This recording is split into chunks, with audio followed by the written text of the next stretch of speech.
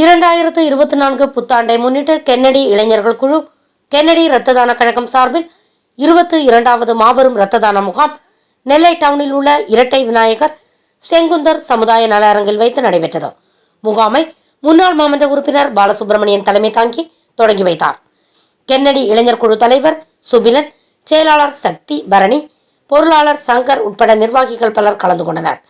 நெல்லை அரசு மருத்துவக் கல்லூரியின் மருத்துவமனையில் இரத்த வங்கி பிரிவு மருத்துவர் தலைமையில் குழுவினர் ரத்தம் சேகரித்தனர். இதில் அப்பகுதி இளைஞர்கள் பலர் கலந்து கொண்டு இரத்த தானம் செய்தனர்.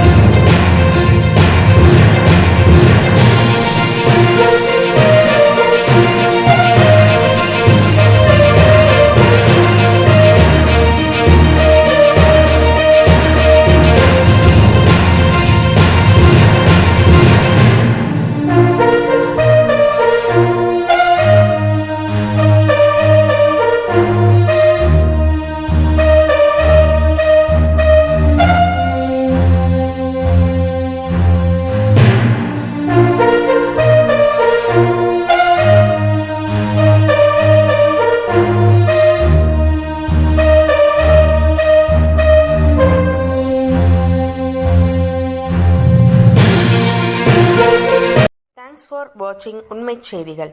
நெல்லை செய்திகளை உடனுக்குடன் தெரிந்து கொள்ள சேனலை சப்ஸ்கிரைப் பண்ணுங்க, லைக் பண்ணுங்க, ஷேர் பண்ணுங்க.